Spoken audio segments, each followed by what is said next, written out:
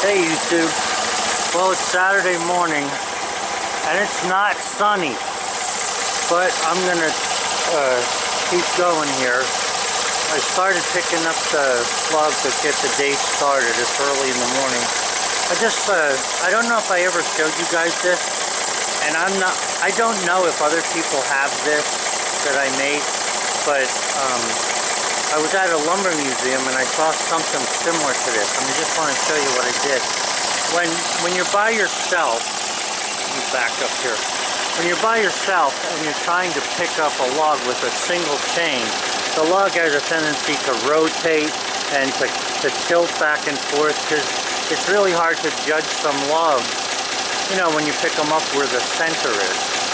Now, I've done a lot of rigging. I told you I work heavy construction, so I've done a lot of rigging, but nonetheless, it's hard to judge the center of a log. So what I did was, I took this thinner chain, a small chain, and I know you're going to probably laugh at this, but I found a piece of a leaf spring, which is some pretty tough crap, and I put a nice point on it there. And what I do is I take that and drive it into the end of the log, and then I have an adjustable link here. I have this S-hook that once I hook the chain up at this end on the down hanging chain, I hang this one onto that, I can adjust after I drive this in. I usually drive it in with a hammer. I can adjust the length of the chain then to tighten it to make the log level. So in other words, I just pull chain over there and stick it through wherever I want.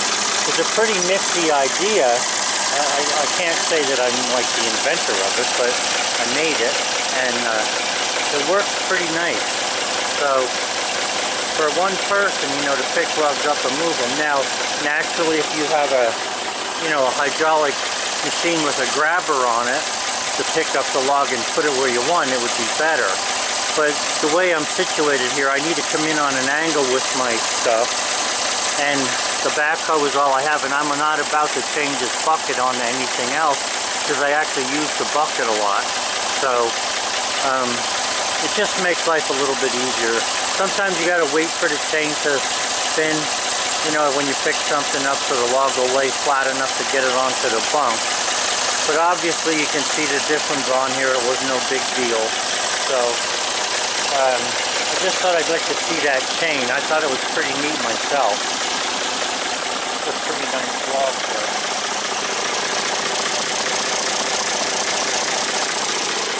So I'm going to take this grapple off here now.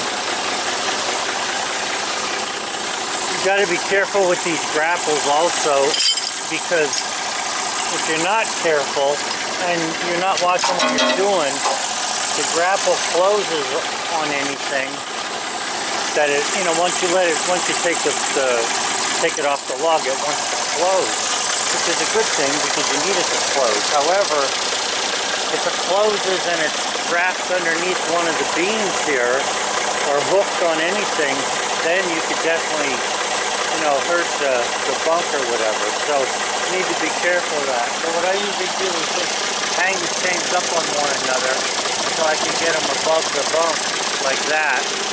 And then once I get, you know, once I'm clear, I can move it without any issue.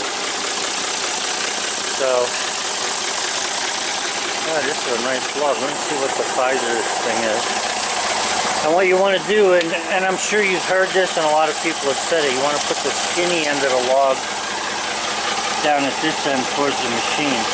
This is 16 inches. So it's a 16-inch log. I get out my little handy dandy paper. I should get an 11-inch cant out of that. So that means I need an 8-inch to make siding. So 11-inch, I'll try to make it 11 inches high, 8 inches wide, and then whatever else comes off of it besides that will give me some extra boards. I'm not sure at this point what size are. If you think about 8, 9, 10, 11, I should be able to get 3 1x of some sort out of this, maybe more. So, all right, guys. Well, I'm going to stop the video because I'm going to do the cutting here. And if I try to set it up on the stand, I know that the freaking battery will probably go dead on me. So that's where I'm at. Once I get going, I might make more of a video here. I just thought you'd like to see that little chain I made there. It comes in very handy. Alright, bye. Oh, the other thing I wanted to say is, when you're doing rigging, you want to make sure that the angle that you have here, at this point, from here to the end of the log, is about 60 degrees. If it's any tighter than that, if it's any lower, like if I put that little chain real low on this and try to hook it up, it puts too much stress on the little chain. So the higher it is, the higher the chain is, I'm talking about the little chain now that supports the end of the log, the higher that chain is, the more the angle is, and that's a better thing that you're looking for.